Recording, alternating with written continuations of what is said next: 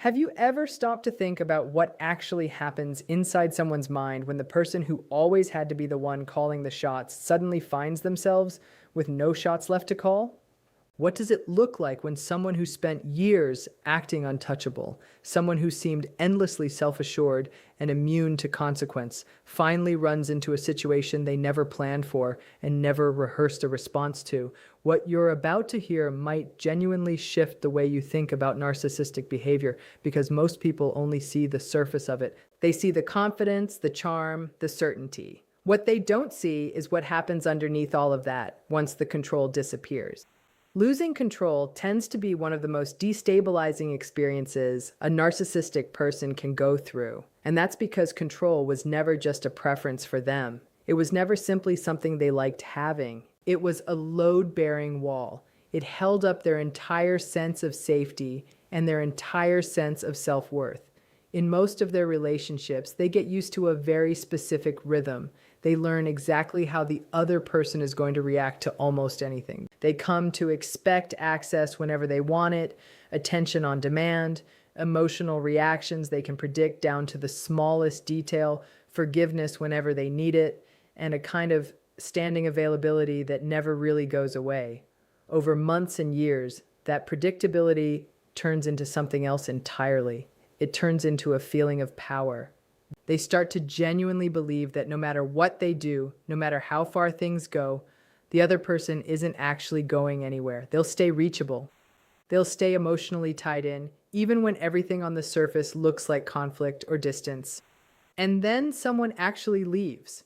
Not just physically, but emotionally, with real boundaries that don't bend no matter how hard they're pushed on. In that moment, all of that certainty the narcissist built their sense of stability on just evaporates. Suddenly, they can't read the other person anymore. They don't know what that person is thinking, feeling, or doing with their day.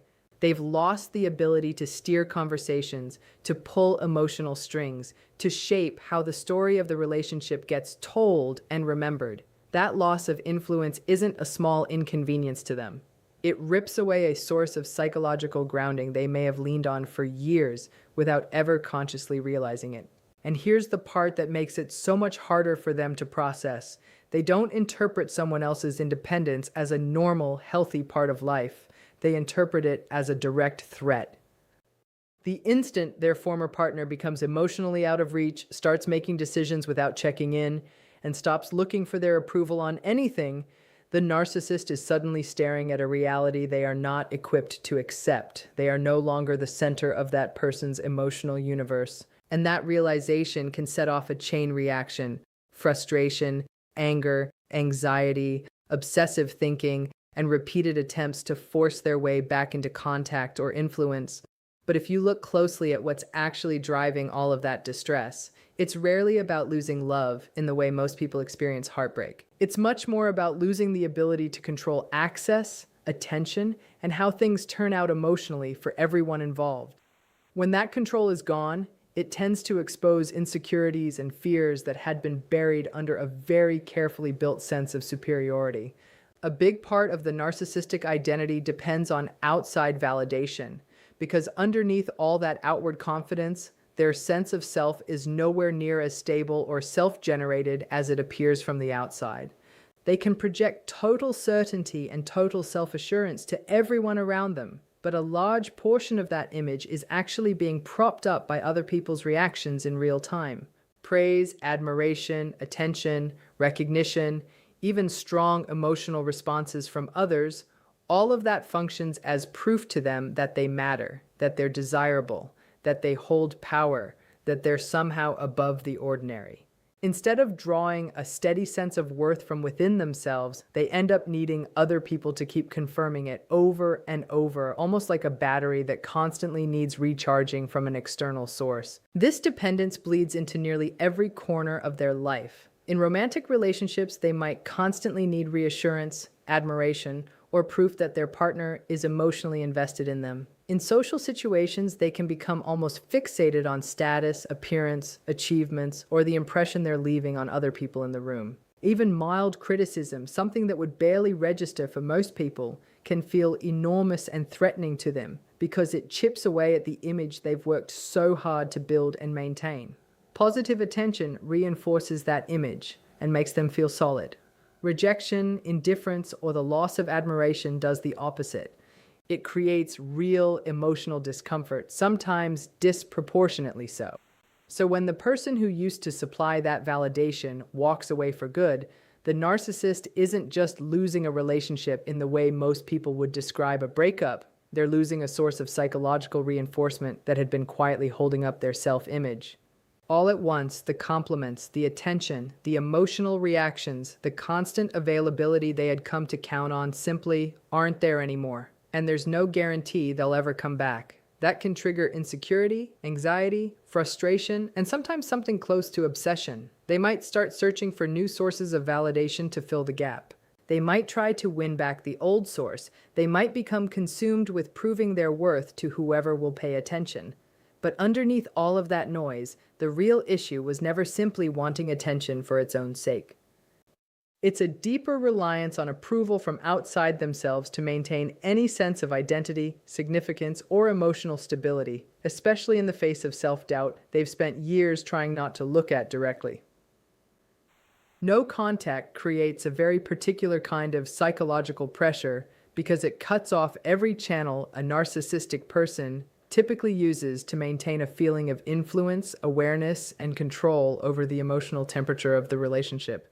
In most relationships, they get used to having some kind of window into the other person's thoughts, feelings, reactions, and daily life. That window might be direct conversation, it might be social media, it might be mutual friends passing along information, or it might even be ongoing conflict itself. All of those channels give them information, and that information reassures them that they still occupy an important place in that person's world.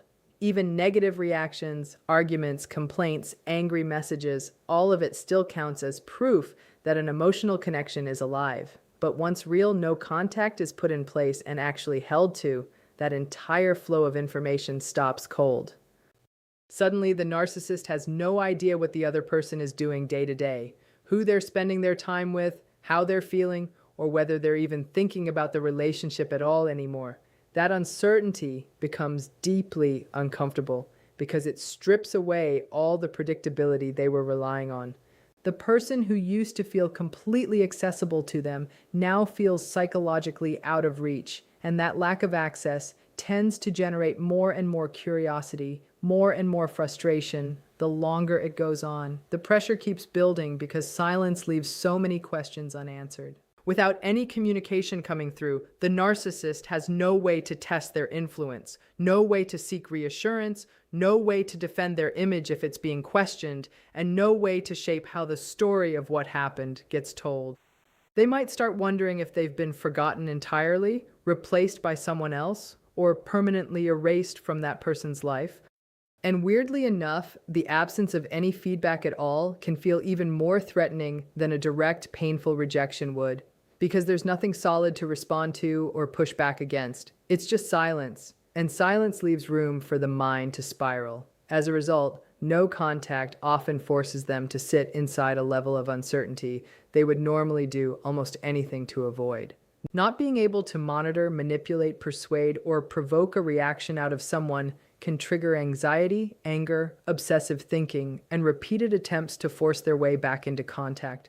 The psychological pressure comes from losing information and influence at exactly the same time, which leaves them completely unable to rebuild the familiar dynamic that used to give them their sense of control over the situation. The ego really starts to fracture when the carefully constructed self-image a narcissistic person has spent years building can no longer be consistently backed up by what's actually happening in reality.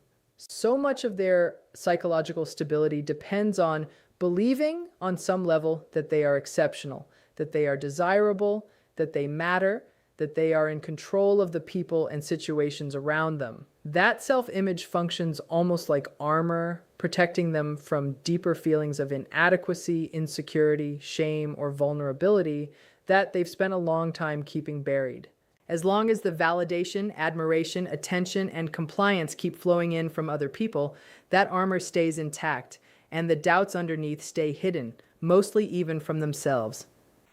But when a major source of that validation is suddenly removed, especially when someone leaves and refuses to come back no matter what, cracks start to form in that protective structure. The narcissist begins running into evidence that directly contradicts everything they believed about themselves. The person they were sure would eventually come crawling back never does. The person they were convinced needed them keeps building a life and moving forward without them. The influence they were so certain they had becomes weaker and weaker until it barely works at all, and eventually stops working entirely. All of this creates a direct collision between the image they hold of themselves and the reality that keeps unfolding right in front of them, whether they want to see it or not. That internal collision can be genuinely unsettling because it forces them to sit with questions they've spent their whole life avoiding. If they're really as powerful as they've always believed, why can't they control this one situation? If they're really as unforgettable as they've imagined themselves to be, why is this person clearly doing just fine without them? Those kinds of questions can create intense internal discomfort because they threaten the grandiose self-image that has been holding their sense of security together for years. As that internal pressure builds, their outward emotional reactions tend to get stronger and more erratic. You might notice mood swings, defensiveness that comes out of nowhere, irritability over small things, obsessive thinking patterns, and a heightened, almost raw sensitivity to any kind of criticism. They might push harder to find validation somewhere else. They might try to rewrite the story of what happened so they come out looking better. They might shift blame onto everyone but themselves. They might launch into desperate attempts to somehow regain control of a situation that has already slipped completely out of their hands. But underneath all of those visible behaviors is a growing, exhausting struggle to keep an idealized version of themselves intact, while the evidence in front of them keeps chipping away at it, slowly exposing vulnerabilities they've spent years hiding, sometimes even from themselves. Certainty gets replaced by obsession once a narcissistic person loses confidence that they still hold any influence over someone they were once completely sure would always stay within emotional reach. While the relationship was still going on, they probably felt a kind of quiet security in assuming they understood exactly how the other person felt, thought, and would behave in the future. They tend to expect that no matter how much distance builds up between them, they'll still occupy a significant, undeniable place in that person's mind. That expectation gives them a sense of control and predictability that props up their self-image in a really significant way. Once that certainty disappears, it leaves behind a strange kind of psychological emptiness. The person who left is no longer responding, no longer explaining themselves, no longer defending anything, no longer offering any kind of emotional feedback at all. Instead of getting the confirmation they're used to, the confirmation that they still matter, the narcissist is left holding a pile of unanswered questions. They might find themselves wondering what the other person is actually thinking, whether they've moved on completely, whether someone new has taken their place, or whether they're being thought about at all anymore. That gap in information can become genuinely hard to tolerate as time goes on. As a result, thoughts about the former partner tend to become more frequent and more intrusive rather than less. The narcissist might find themselves replaying old conversations over and over, revisiting memories, picking apart past events looking for some kind of explanation, or hunting for small clues that might help them make sense of what happened. They might check social media obsessively, reach out to mutual friends fishing for information, or construct entire scenarios in their own head just to fill in the blanks that uncertainty has left behind. What started out as a position of confidence gradually shifts into a state of constant preoccupation. And here's the thing worth understanding, that obsession usually isn't rooted in love or emotional closeness or genuine concern for the other person's well-being. More often than not, it's fueled purely by the discomfort of not knowing. Human beings in general tend to crave closure and understanding. That's a very normal thing. But for someone whose entire psychological framework leans so heavily on control, uncertainty can feel like a genuine threat.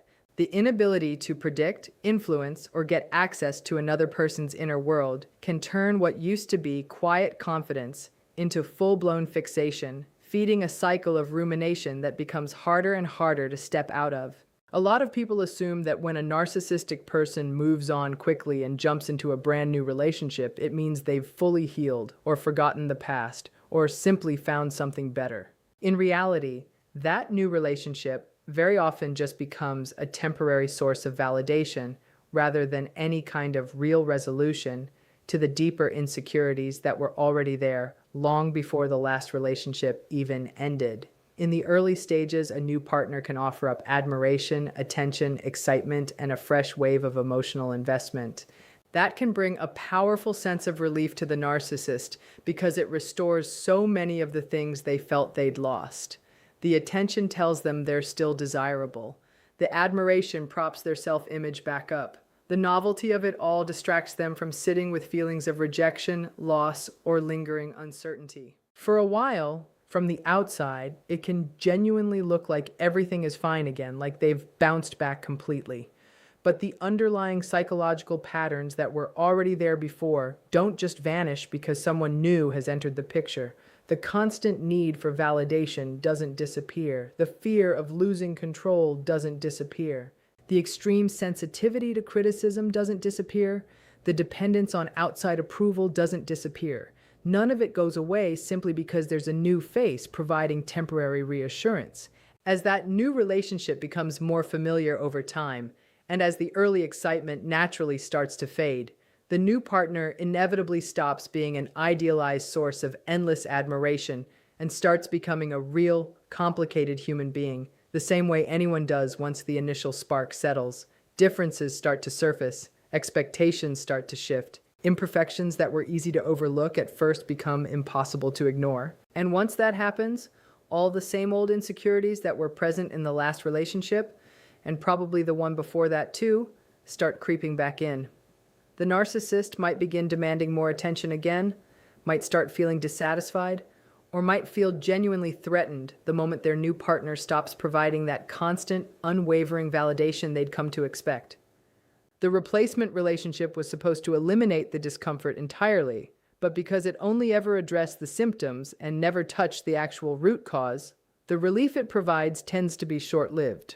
The unresolved emotional wounds stay right there underneath the surface the whole time, just waiting for the moment this new source of validation stops feeling like enough. And it usually does, eventually. Anger and desperation tend to rise together because both of these emotions are usually coming from the exact same underlying wound: the loss of control, the loss of validation, and the loss of certainty all at once. When a narcissistic person realizes that someone they used to have real influence over is no longer reacting in any of the predictable ways they've come to expect, it can trigger an overwhelming sense of frustration. The anger comes from the fact that reality has stopped matching up with their expectations. The desperation comes from the growing, uncomfortable awareness that their usual playbook, the strategies that have worked on other people for years, might not be working this time. These two emotional states often exist side by side, creating a confusing and sometimes really intense pattern of behavior that can flip back and forth without warning. That anger tends to get pointed outward. They might blame the person who left, criticize them publicly or privately, spread negative stories about them to mutual friends, or position themselves as the innocent victim in the whole situation. That reaction serves an important protective function for them because it shifts responsibility away from themselves and puts it squarely onto someone else's shoulders. Admitting that another person genuinely chose to move forward on their own without needing them can be incredibly difficult to accept because it directly challenges their belief in their own importance and influence over other people's lives. At the same time, underneath that anger, desperation can be quietly building. The narcissist might become increasingly consumed with the idea of regaining access to the person who left. They might attempt sudden, out-of-nowhere contact after weeks of silence. They might dig for information through mutual friends or acquaintances. They might keep tabs on social media activity far more than they'd ever admit to. They might look for any small opening, any excuse to work their way back into that person's life. These efforts are usually driven by a deep desire to restore certainty and reduce the discomfort created by all that emotional distance. And because anger and desperation tend to feed off each other, this whole emotional cycle can intensify over time rather than settle down. The more their attempts to regain influence fail, the more frustrated they get. The more frustrated they get, the stronger the urge becomes to somehow force their way back into control of the situation. This can lead to sudden, unpredictable shifts between hostility, waves of nostalgia, blame, sudden charm offensives, self-pity, and repeated attempts at reconciliation, all of it reflecting an internal struggle to cope with a reality they simply cannot bring themselves to fully accept. The real crisis here is almost always internal, because for a narcissistic person, the deepest challenge usually isn't the loss of one specific relationship.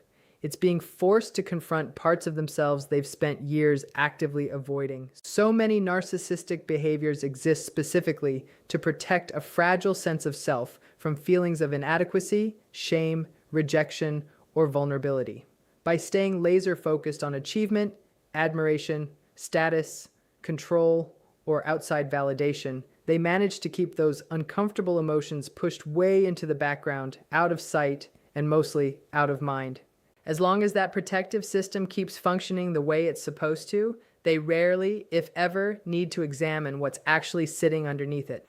But once a major source of validation gets removed, especially after someone leaves and firmly refuses to come back, that protective structure begins to weaken from the inside.